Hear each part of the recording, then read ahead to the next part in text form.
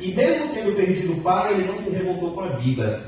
O sentimento que ele guarda até hoje são boas lembranças de um pai terrivelmente apaixonado por Dona Joana Isabel. E com essa morte do seu genitor, ele teve que ser homem mais cedo. Teve que aprender a enfrentar os problemas da vida de frente, enfrentar a sua realidade, enfrentar os problemas que a vida colocava no caminho dele. E aí ele viu no futebol a saída para mudar a realidade de toda a sua família, que era muito pobre, né? Então ele viu no futebol essa possibilidade. Francisco só não imaginava que ele seria esse instrumento de mudança para a família dele, que ele seria tão capaz. Aliás, no fundo, eu acho que ele sabia sim. Ele sempre soube que dentro dele existia um plano muito maior, dado pelo próprio Deus, para que ele brilhasse aqui embaixo e fizesse coisas grandes, não só por ele, mas por todo mundo que está à sua volta. Talvez por isso os invejosos chamavam ele de mascarado quando ele jogava bola. Ele ia para o bar todo engomadinho, todo arrumadinho, e todo mundo dizia que ele bailava dentro de campo, que ele era um bailarino. E aí a gente entende que essas pessoas que são escolhidas, geralmente elas são taxadas de vários nomes pejorativos para que elas se confundam no caminho, na trajetória. Porém, ele não desistiu dos objetivos dele, ele olhava todas essas chamadas e deixava de lado e seguia na trajetória dele, seguindo o rumo da vida dele. Francisco é obstinado em vencer. Ele tem fé. Ele bailava dentro dos terrenos e mostrava que todos aqueles apelidos para ele eram só apelidos.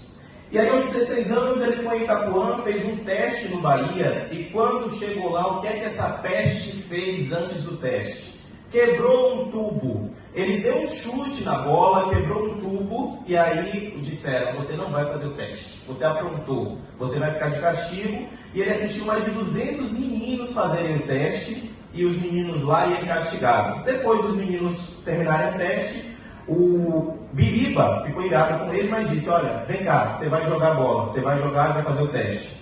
Nisso ele fez, e depois ele lembrou que Deus nunca se esquece dos seus filhos. Ele fez o teste, foi aprovado, ninguém acreditou na rua dele que ele tinha passado, afinal de contas era muito difícil você passar num teste promovido pelo Bahia naquela época. Só que ele não precisava provar nada para ninguém, ele só queria mudar de vida e ser feliz. E ele também gosta de contrariar todo mundo. O professor Quinho hoje aqui está contrariando muita gente que diz que ele não conseguiria realizar esse sonho. Acho que o maior impulso da vida dele é quando alguém diz que ele não vai conseguir alguma coisa. Aí ele vai lá e mostra que é possível. Então esse é o maior combustível de Quinho, né? Então, mais pra frente, o Florisvaldo disse que ele não poderia jogar na Bahia, e aí ele recebeu mais um não da vida, depois de passar no teste, ele não poderia jogar. Aí eles saíram, se decepcionaram, mas não desistiram. Saíram do bar, foram jogar no Vi, fazer o teste do Vitória na Toca do Leão. E aí lá ele conheceu o Bebeto, enfim, fez 3 gols com 3 assistências do mestre Bebeto. Quem daqui diria que a gente tem aqui um cara que jogou com Bebeto? Que honra, né? Pois é, ele jogou 3 assistências, aos 17 anos passou no Vitória, ninguém acreditou nele de novo, mas ele sofreu no Vitória, ele chorou, ele passou por maus bocados, mas tudo valeu a pena no final. Por quê? Sendo jovem e lidando com o futebol, sem pai, é muito difícil. O futebol tem uma realidade muito difícil, é muito duro, é muito difícil você lidar com o futebol. Mas Quinho sempre acreditou, né? E mesmo sem o pai, mesmo vivendo várias dificuldades, ele enfrentou, encarou, peitou e venceu.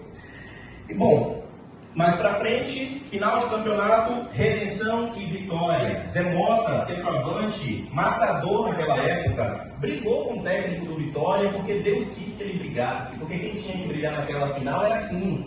E aí Quinho entra em campo, com menos de, 10 minutos, recebe uma assistência de Bebeto, gol de quem na final? Do mestre Quinho, predestinado Quinho, uma assistência de Bebeto. Aí ele começa a brilhar, começa a ganhar mais roupagem no futebol, começa a vencer todas as guerras que surgem no caminho dele nessa trajetória de futebol. E aí ele vai em frente, né? A grande oportunidade que a vida deu, ele agarrou. Detalhe, nesse jogo que aconteceu em Pituaçu, muitos que estavam na arquibancada pedindo a entrada de Quinho, eram aqueles que diziam que não acreditavam nele. Como a vida é irônica e como a vida é bela, né? Como ela dá de novo a oportunidade de você rever aquelas pessoas que não acreditavam em você e te coloca frente a frente numa situação melhor muitas vezes. Então ele aproveitou essa grande chance, a arquibancada gritando coloca aqui, ele foi abençoado por Deus, entrou no jogo, recebeu uma assistência, fez 1-0, vitória campeão. Dali ele passou para o time profissional, foi para Chapecoense, Juventude, passou por outros times aqui do Brasil. Depois ele foi passar uma temporada no Chile, conheceu o estrangeiro, foi aí que ele conheceu a ex-esposa, teve as filhas, enfim. Lá também ele conviveu com muita gente importante, cônsul, embaixador, a própria dona Aline Hoffer, né? Mãe das suas 2 filhas. Depois ele volta para o Brasil e quando ele volta com o mesmo coração puro, ajuda muitas pessoas e segue a vida dele. Claro, pessoas que estavam passando por alguns perrengues financeiros, mas isso acontece com todo mundo. Só que a alegria de Quinho agora começa a ser um sorriso no rosto de seus amigos, de seus companheiros, né? Em 2011, ele viaja para os Estados Unidos, começa a se envolver com o futebol feminino.